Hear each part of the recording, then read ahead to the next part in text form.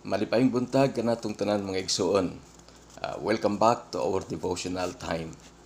Ning atong devotional time ato gay kinikigahin tungod kay mao kini ang ato ang panahon nga we can read, we can pray kay mao lang kini ang nagahatag og kusog kalig-on sa ato ang pagpadayon pagpangalagad ngadto sa Dios.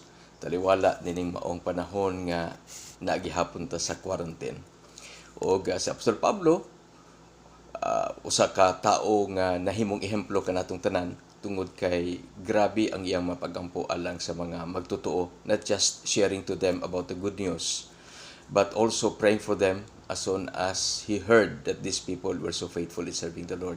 Now usa niini mao ang the church in Colossians tungod kay ang mga magtotoo sa mao nga dapit na dunggan ni Apostol Pablo nga grabe ang ilang gihimo ngadto sa buhi nga Dios. Duha ka butang nga iyang dimension, mao nga una ang ilang pagtuo ngadto kang Kristo Jesus, ang ikaduha mao nga ang ilang pagigugma alang sa mga magtotoo. Mga igsuon, mao kini ang duha ka butang nga dapat pud nato batunan sa atong kinabuhi kanunay sa atong pagpangalagad ngadto sa Dios.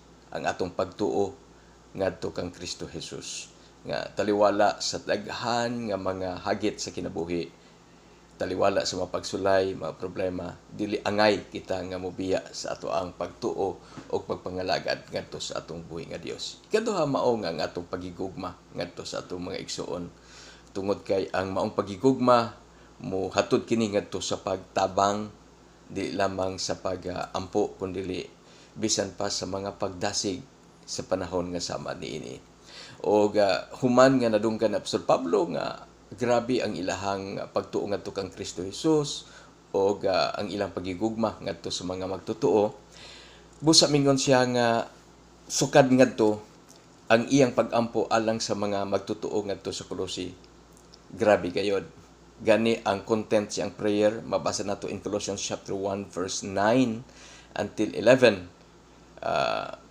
Akong basahon igsuon alang sa nga masabtan nato. Ingon niya, "For this reason, since the day we heard about you, we have not stopped praying for you and asking God to fill you with the knowledge of His will, through all spiritual wisdom and understanding. And we pray this in order that you may live a life worthy of the Lord and may please Him in every way, bearing fruit in every good work, growing in the knowledge of God, being strengthened with all power according to this glorious might, so that you may have great endurance and patience, and joyfully giving thanks to the Father who has qualified you to share in the inheritance of the saints of the kingdom of light." So klaro igsuon nga ang unod sa iyahang nga pagampo alang sa mga magtotoo mao nga ila gayod nga mapuno sila may tungod sa kabubuton sa Dios o sa mao nga kabubuton sa Ginoo, sila magkinabuhi so sa kinabuhi nga dunay kaalam ug dunay kahibalo may tungod sa tanang butang. Kay the moment you live a life that is full of knowledge and wisdom that comes from God, in fact it was said here that it was the Spirit who gives, then you will live a life that is worthy. Ang atong kinabuhi takos gyud atubangan sa atong buhi nga Dios ug nga mahimuot ang Dios sa ato ang inadlaw-adlaw nga mga paggawi, mga igsuon. Busa ingon niya dinhi nga batunan nato kanunay ang kahibalo may tungod sa Dios. O gawas niya na ingon niya nga unod siyang pagampo nga kita mamalig-on kita sa panahon nga sama niini nga will have that great endurance and patience. So igsuon, importante ang pasensya.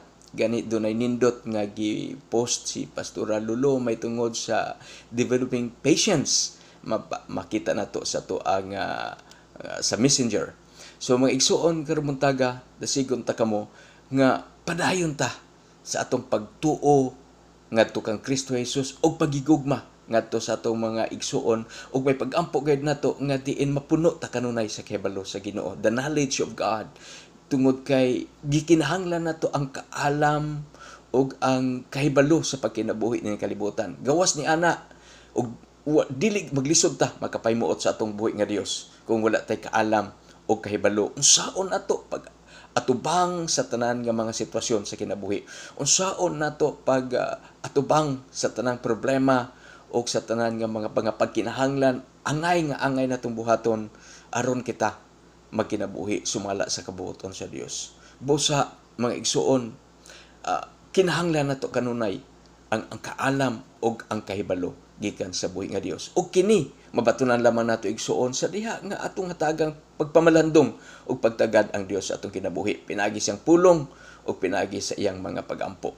Nga ang Dios pinagi siyang espiritu mugiya, mutabang kanato aron nga ang atong pagkinabuhi o sa kakinabuhi nga mahimuot siya, malipay siya tungod kay grabe ang atong pagtuo o ang atong pagigugma alang sa atong mga igsuon. Igsuon, duyogi ko ninyo sa mga pagampo karbuntaga alang kanatong tanan o sa mga kaigsuonan nato. Ginoo, salamat sa imong dako nga gugma o sa dako Ginoo nga pagtagad alang kanamo nga gitagaan nimo kami Ginoo kusog o kalig-on o taas ng pasensya sa pagtubang Ginoo sa tanang hagit sa kinabuhi. Karong adlaw ang imong grasya himo ang lugway alang kanamong tanan o ang imong panalangin man, Lord God, sa tanan Ginoo nga kanunay nagasampit o nagatawag kanimo. Ilabi na gayud, Lord, sa mga nagkinahanglan sa mga front lines, Lord. Salamat sa imong pagpanalipod kanila o sa imong pagtabon sa imong hamiling nga dugo. Karong adlaw among gitugyan kanimo ang tanan. Tungod kay nagtuo kami kanimo Ginoong Hesus. Ug salamat nga ubadi kami kanunay sa among paghigugma alang sa uban kay mao lamang kan ang paagi nga makita nila og masabtan nila nga kami gayud Ginoo imong mga disciples. Father, we thank you and we give you all the praise and the glory today in Jesus' name. Amen. Amen. God bless mga igsoon.